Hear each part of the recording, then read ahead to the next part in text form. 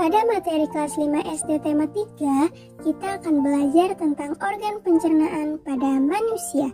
Selain bernapas, ciri makhluk hidup termasuk manusia adalah membutuhkan makanan untuk dimakan. Makanan yang sudah dimakan dan masuk ke tubuh manusia akan diuraikan ke dalam sistem pencernaan. Dengan begitu, nutrisi yang ada di dalam makanan bisa menjadi sumber energi dan membantu kerja organ tubuh lainnya. Sistem pencernaan manusia terdiri beberapa organ, mulai dari mulut, kerongkongan, hingga usus besar.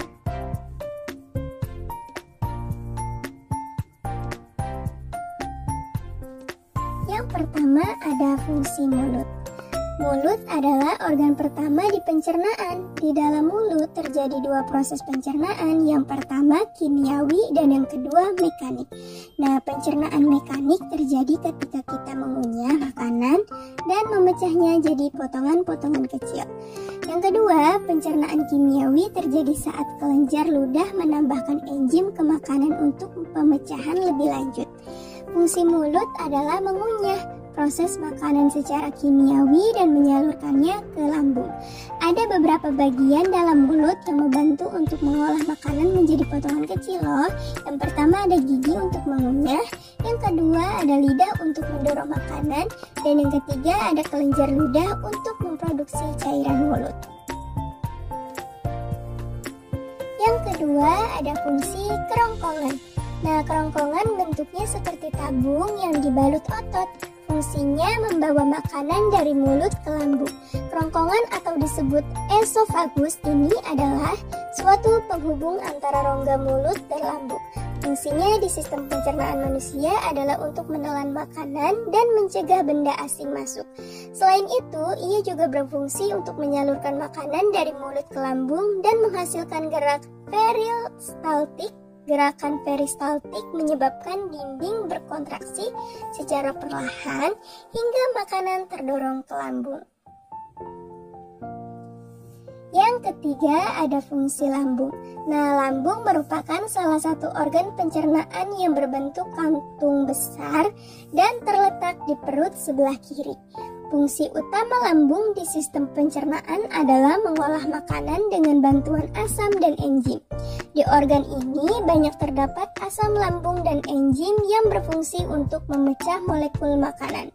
Pertama, ada asam lambung yang memiliki fungsi untuk membunuh bakteri yang masuk bersama makanan.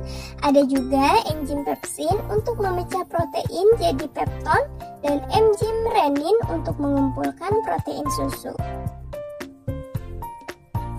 Yang keempat ada fungsi usus halus. Nah, usus halus terbagi jadi 3 bagian, yakni usus 12 jari atau duodenum, yang kedua usus kosong atau jejunum, dan yang ketiga usus penyerap atau ileum. Organ ini berfungsi sebagai tempat penyerapan sari makanan ke dalam darah dan proses pencernaan yang paling panjang. Nutrisi dari makanan yang diserap oleh usus halus ini beberapa lemak, karbohidrat, protein, vitamin, dan juga mineral. Fungsi usus halus lainnya antara lain: yang pertama ada memudahkan nutrisi digunakan oleh tubuh, yang kedua menetralkan makanan, dan yang ketiga menjaga keseimbangan cairan. Yang kelima ada fungsi usus besar. Makanan yang tidak diserap oleh usus halus maka akan masuk ke dalam usus besar dan menjadi fases. Sebagai ujung saluran pencernaan, usus besar berperan mengeluarkan zat sisa dari makanan yang dicerna. Di dalam usus besar terdapat bakteri Escherichia coli yang membantu proses membusukkan sisa makanan jadi fases. Nah, selain itu, usus besar juga berfungsi menyerap kembali sisa air dan vitamin yang masih terdapat di makanan. Kemudian, sisa air dan vitamin itu akan diserap hingga berbentuk sebuah antibodi yang digunakan untuk mencegah infeksi. Yang keenam ada fungsi anus. Anus adalah lubang di mana saluran pencernaan berakhir. Fungsi anus dalam sistem pencernaan sangat penting, karena itu menjadi jalan keluar fases dari tubuh. Organ ini terletak di bagian bawah rektum, bagian terakhir dari usus besar. Nah, itulah fungsi mulut, kerongkongan lambung, usus halus, dan usus besar. Semoga bermanfaat ya.